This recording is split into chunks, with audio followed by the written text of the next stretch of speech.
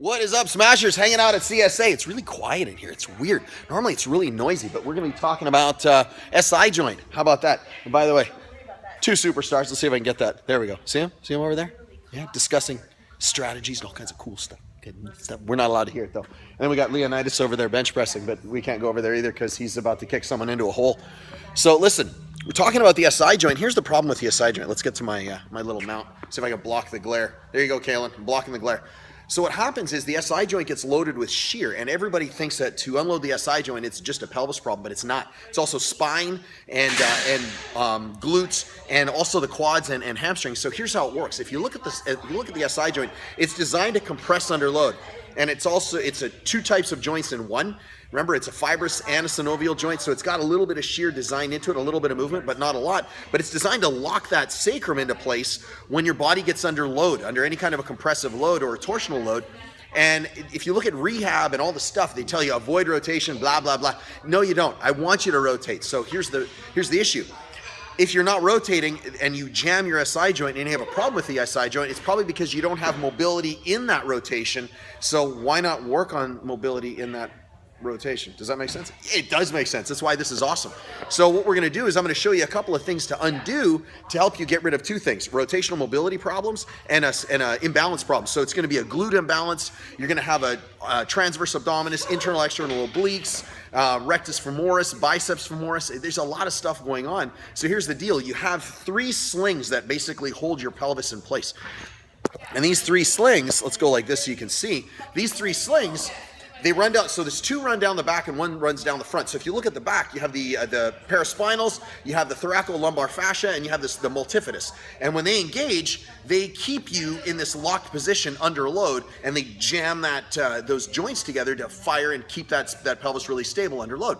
Then you have the postural oblique sling. So what happens is you have the transverse abdominis, you have the glutes, the glute med, glute men, and the lats. That's what comes across. My apologies.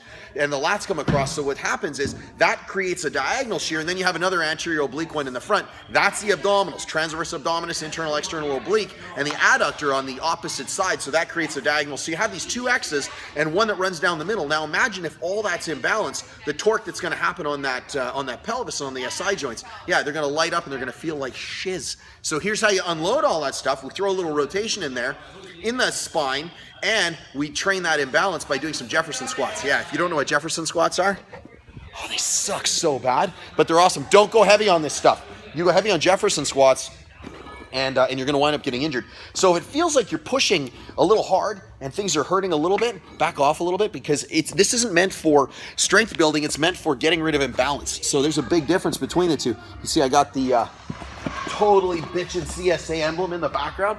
So what we do, first thing is we're going to retrain some rotation. So you're going to grab it like an oar. This leg, so your anterior leg, front leg. Trailing leg is a short grab. Front leg is a long grab. So if I say long grab, it's this. So I can do this. So I can, look at this. These things are awesome, these Rogue battle sticks. Seriously, any 7-year-old or 44-year-old would use these as a weapon. So what we're going to do is we're going to go all the way up, and then we're just going to reach back like we're going to pull into the ground, but we're not doing it like a row, as if we're doing something this way. We're, going across the river Styx, and we're taking people into Hades or whatever the hell that would be. So, no pun intended. But we're going to go all the way up, and we're going to come all the way back. Back arm pulls in, and we're going to just touch the back of the floor, and we're going to really, really peel all this open while throwing some rotation in, and this locks the arm out to keep it from rolling forward. This position is going to jam the SI joint. This position is going to open up all that tissue. How long do we hold it? 2 minutes. Then do the same thing all the way up. Oh, that's terrible. You're going to feel it on that lat. And remember what I said, that lat is part of that posterior oblique sling. So we have to unload the lat and free up that SI joint. See, now it's all starting to come together. That's number one. And number two, we wind up hitting the anterior portion of a lot of stuff doing that too. So what do we got? Iliacus, psoas, all that stuff. Put my camera stand down. So we take, there we go. We take a band. So you're going to do a variation of thread the needle, but it's a loaded variation with more concentration on rotation. So this time it's not about the shoulder, it's about rotating that torso and unloading that pelvis, which is important because that's gonna help with that posterior sling. So I'm gonna grab up high on this. This is gonna I'm gonna get in quadruped. So this is my starting position. Posted out, band is loaded, so this just keeps my arm tight. So I can't cheat and pull it back this way. This keeps the arm tight. I'm gonna grab this portion of my arm and I'm just gonna push it away until I find a spot where I really feel a lot of rotation, and then I camp out like this, make a little tent, teepee, and hang out for how long? 2 minutes. And then do the same thing on the other side. That's number 2. So I'm crawling towards the camera. And then number 3 is the Jefferson squat. Now the cool part about this is, look, it's wicked lightweight. That's what I told you, we're not using heavy weights. The Jefferson squat is gonna go against everything, or the Jefferson deadlift, sorry, is gonna go against everything that you wanna do in a deadlift. What you do, you face the bar, step over the bar. And all you guys making jokes about it whacking your junk, well, if that's the case, go, that's awesome. So what you're gonna do is you're gonna grab open palm on the trailing leg side, close, so pronated, supinated.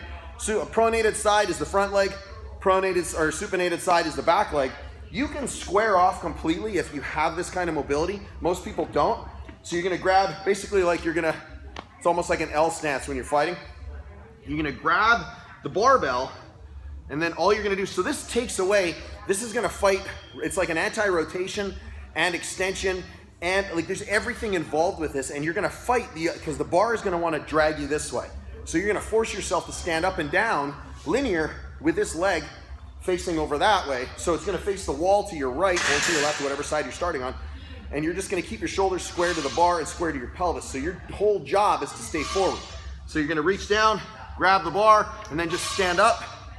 How many of these do we do? I go 3 of 10.